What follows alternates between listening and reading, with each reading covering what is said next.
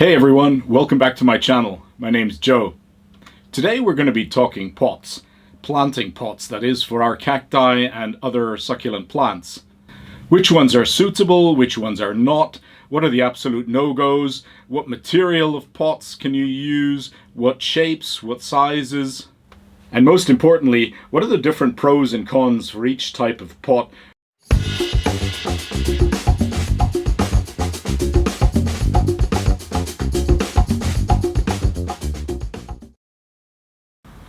The good thing is that cacti and other succulents can actually be grown in a wide variety of containers. The only common requirement really is that there's at least one hole for good water drainage to avoid root rot.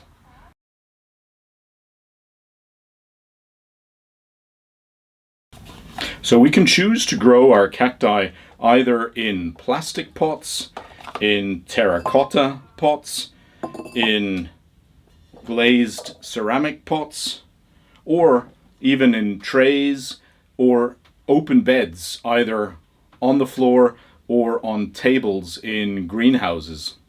And let me take you through those various types of materials and the pros and cons for each of them.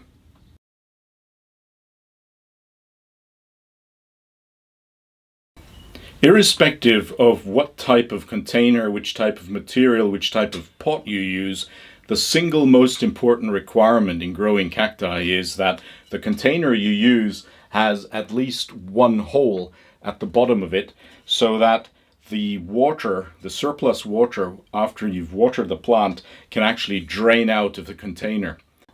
And the single most important reason for that is to avoid root rot, because that is the biggest killer for cacti and other succulents. So no matter how pretty a pot or container may be, if it doesn't have a hole at the bottom of it, then do not use it to plant cacti and other succulents.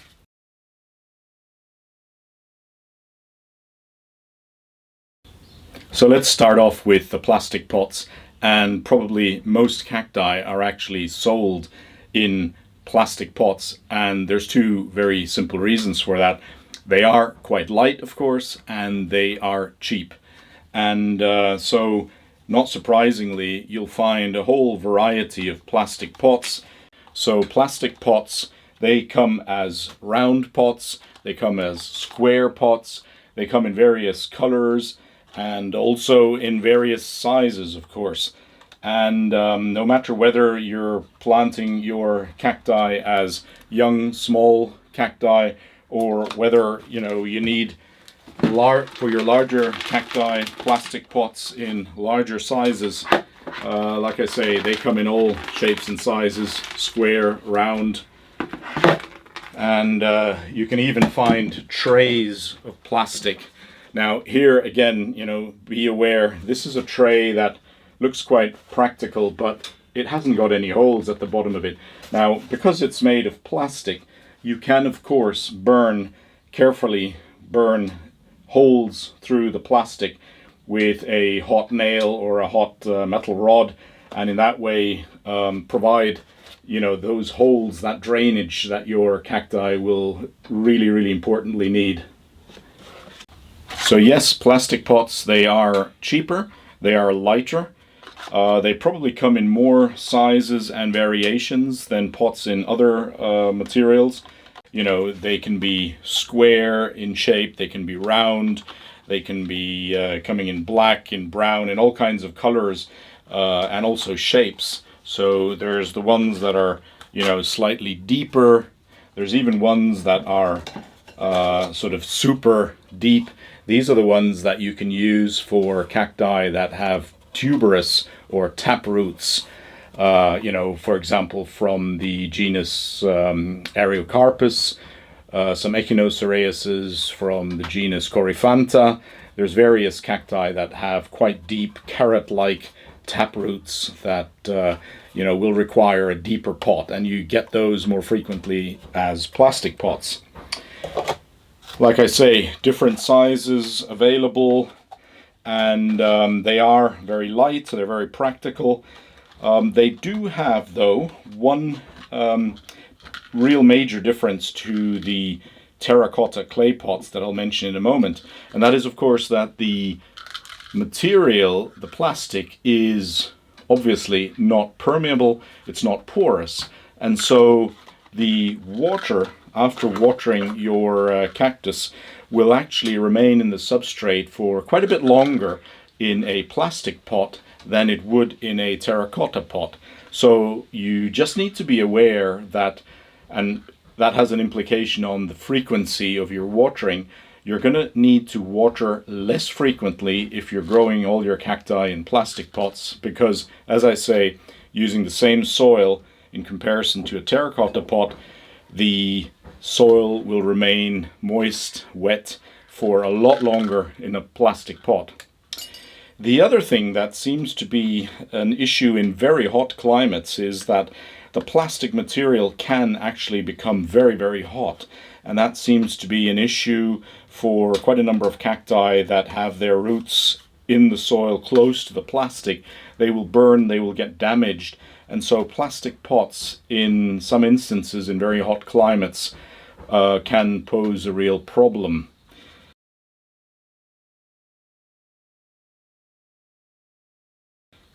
So, in contrast to the light and cheaper plastic pots with many advantages of their own, we can use, of course, terracotta clay pots. They also come in various shapes and sizes, usually in terms of shapes, though far less of a variety. They're usually round, but you get them as sort of half pots, as they're sometimes called, not quite as deep. And that's quite useful for growing cacti, because cacti don't really need, unless they have tuberous roots, very deep, large pots. I'll come to the size and the depth in a moment. But staying with the material, so terracotta, heavier of course, usually more expensive, less variety around in terms of the shape. But one major advantage, of course, and that is that the material is porous, is permeable, and allows more air, oxygen, if you like, to permeate through to the roots, so they'll have more oxygen supply, and you get less of a problem with root rot because of the substrate remaining too wet for too long, which of course can be an issue, as we said, in the plastic pots. So terracotta pots, again, advantages and disadvantages.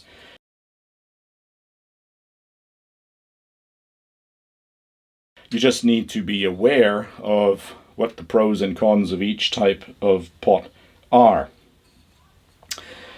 especially if you're actually mixing. So like I have some of my plants in plastic pots and some of my plants in terracotta pots. You then have to be a bit careful about your watering frequency. You're probably going to have to water the plants in your terracotta pots slightly more frequently than the ones in the plastic pots. However, that also depends, of course, on the size of the pot. The smaller the pot, the faster it will actually, the soil will dry up in the pot. And like I've said, the soil in a terracotta pot will dry a little faster than it would in your plastic pot, using the same soil, of course.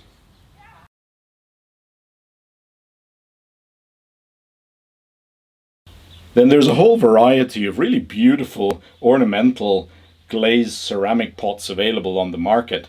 Just make sure, as I said earlier, that you actually buy pots that have a hole. This one here, for instance, doesn't, so not suitable. And it's not that straightforward to actually drill a hole into these pots. You need a special drill for that. And so you might as well look out for a ceramic pot that already has a hole in it when you're buying them. Ceramic pots are a little bit of a hybrid in a way between the plastic pots and the terracotta pots. You know, they are heavier, of course, but because of the glazing, of course, they will often be just as impermeable and not porous as a plastic pot. So just be aware that if you're growing your cacti in a glazed ceramic pot, that again, you're probably going to have moisture in the soil for a longer period than you would in a comparably sized terracotta pot. But no doubt they are beautiful, and there are some fantastic ornamental ceramic glazed pots on the market. And it can be a beautiful sight when you're actually staging a beautiful cactus, maybe with a ornamental rock in one of these ornamental ceramic pots. Just a beautiful sight.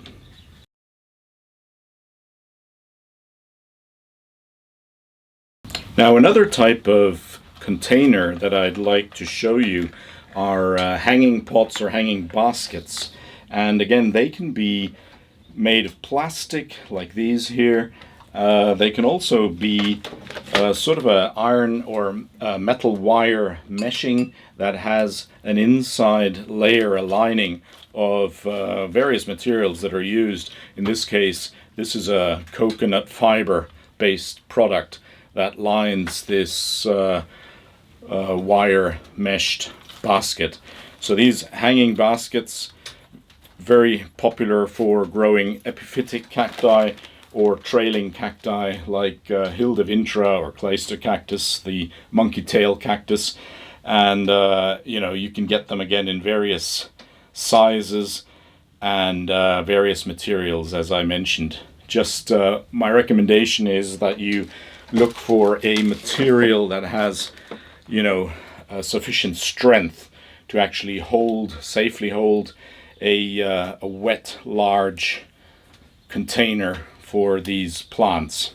A key difference between the two types I've just shown you, of course, again, analogous to the non-hanging pot materials, the plastic version, will again be keeping the moisture a lot longer versus the better aerated but also faster drying version with the hanging basket made of cocoa fiber.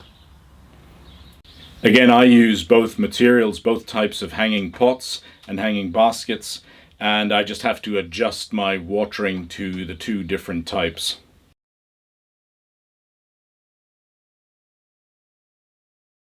One other point I forgot to mention, actually, when you compare plastic with terracotta pots, is the stability. If you're growing tall, large plants, then a plastic pot, even if it's a large size plastic pot, because it's of course much lighter, it may be less stable if you're growing a high Cereus columnar cactus, for instance. So from a stability point of view, growing high, tall Cereus columnar cacti, you may be better off using the terracotta version.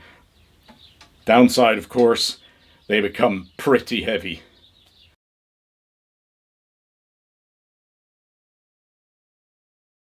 But the gist of the story really is that I don't think that there is a right or a wrong type of pot or pot material.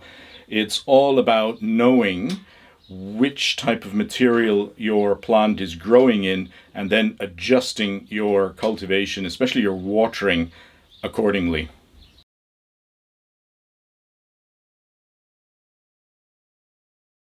Now, one final point I'd like to mention, and that's because I actually also grow quite a number of my cacti outside of pots. So you can also nicely grow quite a number of cacti and other succulents in open plant beds. So that's where you're taking your plants out of their original pots and you're planting them in a way into a landscape. You can actually nicely sort of decorate that landscape with rocks, with minerals, and you can have all kinds of plants growing in between the cacti as well. So that's another way of growing cacti. And of course, there is something in between growing in individual pots versus growing in plant beds, and that is, you can actually plant in trays, and I quite like doing that, where you group a number of cacti, either from different species or quite a number of the same species. You group them nicely into a tray, into a pot. I even used styrofoam boxes to grow my Ariocarpuses, for example, because that styrofoam is a very nice insulating material, and especially in the winters it keeps the taproots, the quite sensitive taproots of my Ariocarpuses, nicely warm. Of course, they're totally dry and they're very mineral substrate in those styrofoam boxes.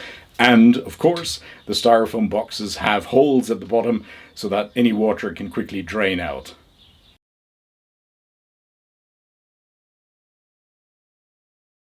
A few final words on the topic, and that's regarding the size of the pot, the appropriate size and depth of the pot. Now, cacti usually don't really need very large pots. In fact, they quite like being in constrained pots, unless you've got them growing, those species that like growing in open beds. But you don't need huge pots. Usually the size of the cactus, and then kind of have a thumb wide, maybe 2 centimeters or so maximum of space between the cactus and the side of the pot.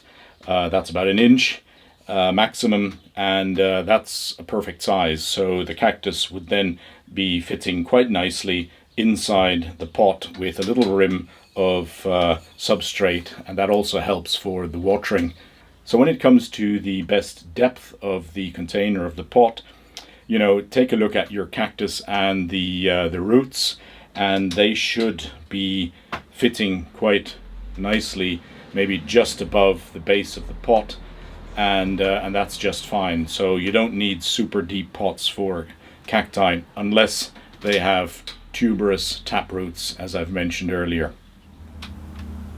Now, as a general rule of thumb, with most cacti and other succulents, they are actually relatively shallow rooting, and so we don't really require deep pots for most of these plants. Why? Because that actually minimizes the risk of root rot due to the lower parts of deeper pots just still being very moist, very wet for a long time after watering. So the tricky thing is, if we're using pots that are actually quite deep, quite tall, it may appear that the substrate, because we'll sort of check at the top of the pot whether the substrate is already dry and whether we can then start watering again. Well, if you've got these deep, tall pots, the chances that the lower couple of centimeters will still be very wet and perhaps even waterlogged is much higher with these deep, tall pots.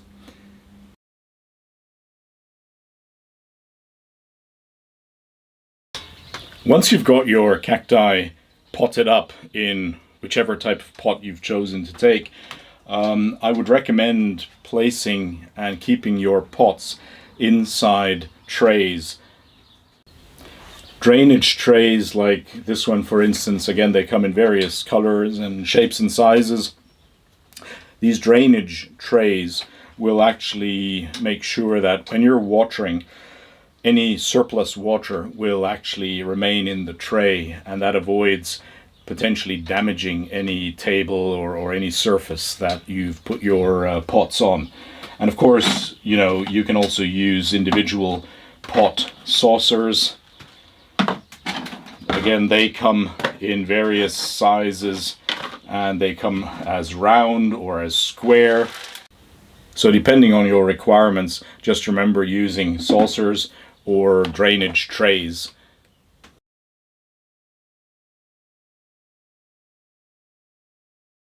By the way, not at all a problem to be reusing pots. What you do need to keep in mind, though, is make sure that you're actually cleaning them properly, fully cleaning them and removing all the previous soil and substrate, for instance. And I would always recommend dunking, these older pots in a tub or in a bucket with some disinfectant added, and let them soak for a few hours in the disinfectant. That will make sure that it kills off all, previous bacteria, fungi, and viruses, whatever might have been in the previous soil mix or in the pot. And then after you've applied the disinfectant, properly rinse, wash with plain water those pots and let them dry for a day or two at least, so that you can then replant into those pots. I hope you found today's video topic useful and informative.